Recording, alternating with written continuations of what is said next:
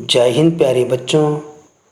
आइए बच्चों, आज हम इस वीडियो की सहायता से ज्ञान सागर की पुस्तक का पाठ नंबर 3 अच्छे पड़ोसी के गुण पढ़ते हैं। इसके लेखक है गोपाल चतुर्वेदी। बच्चों, अच्छे पड़ोसी के क्या क्या गुण होते हैं? पहले तो मुझे ये बताइए कि पड़ोसी किसे कहते हैं? किसे कहते हैं? जो हमारे घर के आसपास रहते हैं। जो लोग हमारे घर के आसपास रहते हैं वो हमारे पड़ोसी हैं। और अच्छे पड़ोसी क्या गुण होते हैं अच्छे पड़ोसी के? एक दूसरे की सहायता करना, एक दूसरे के घर के आसपास सफाई का ध्यान रखना, है ना, वो अच्छे पड़ोसी होते हैं। लेकिन इस पाठ में थोड़ा सा विपरीत बताया है, उल्टा बताया है। इसमें जो आज के समय में पड़ोसी किस प्रकार एक दूसरे के साथ आचरण करते हैं वो बताया है। जैसे छोटी छोटी बात पर ईर्ष्या करना, अपने घर का जो सड़ा गला कूड़ा है वो पड़ोसियों के दरवाजे के पास फेंकना, घर के आसपास फेंकना, एक दूसरे की केबल की तार काटना, है ना, और पड़ोसियों से अच्छी चीज लेकर उन्हें बुरी चीज वापस करना। यह बात लेखक ने हमें अपने और अपने पड़ोसी के माध्यम से बताई है। तो आइए हम पाठ को पढ़ते हैं।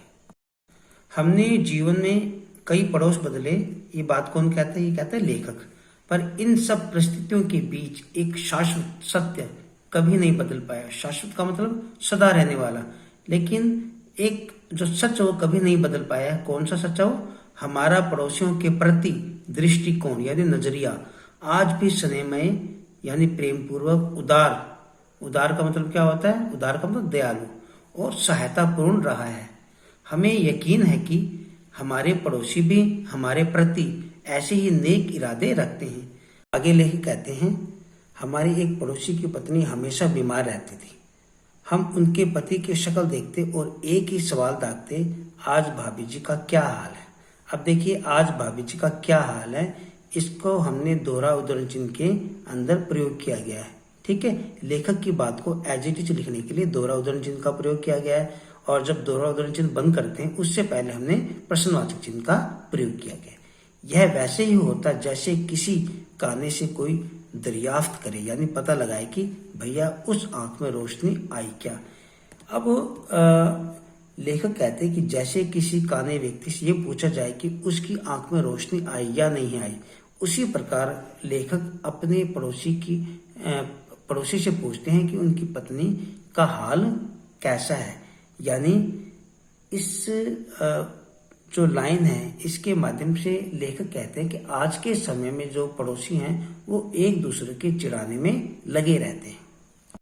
अब आगे लेखक कहते हैं, हम घर जाकर अपनी श्रीमती यानी अपनी वाइफ से इस महान नारी के जीवन की तारीफ करते नहीं, अगाते का मतलब थकते। किस महान नारी की? यानी जो उनके पड़ोसी, उनकी वाइफ के बारे में बोल रही हूँ। 1 साल से बिस्तर पकड़े हुए हैं। 1 साल से वो बिस्तर पर पड़े हुए हैं। किस कारण? बीमारी के कारण। अच्छे टे बोल जाते हैं, मीन्स अच्छे लोग बीमारी के कारण मर जाते हैं इतने दिनों में। पर यह तो लगता है कि भगवान के यहाँ से अमरोती खाकर आई है। मीन्स अमरोती मीन्स अमर होने की कोई दवा, अमर होने की कोई जड़ी बूटी खाकर आई है। ऐसा ही स्नेह में व्यवहार हमारे पड़ोसी का भी है। हमें साधारण सर्दी जुकाम भी होता तो वे चेताते मीन्स सावधान करते। अक्सर आपका गला खराब रहता है, किसी अच्छे डॉक्टर को दिखाइए। अब प्यारे बच्चों, अब पड़ोसी भी पीछे कहाँ रहने वाला, वो भी लेखक को चिढ़ाने की कोशिश करता था।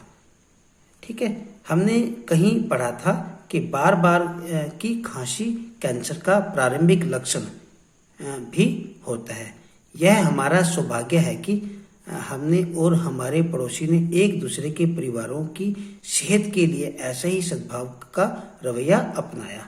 अब लेखक कहते हैं, शायद यह इन्हीं पारंपरिक शुभकामनाओं का प्रभाव था कि हमारी भाभी की प्राण चिरैया मीन्स प्राण चारपाई में अटकी रही और हमारी खांसी आती जाती तो रही, पर कैंसर ना बन पाई। अब लेखक कहता है, एक दूसरे के प्रति यह भावना ही थी कि हमें किसी प्रकार की कोई बीमारी नहीं हुई, और जो हमारे पड़ोसी थे उनकी जो पत्नी थी वो भी मृत्यु को प्राप्त नहीं हुई। एक दूसरे के बारे में अच्छे विचार हमेशा सुखद परिणाम देते हैं। अब लेखक कहता है कि हमेशा एक दूसरे के प्रति हमें अच्छे विचार रखने चाहिए।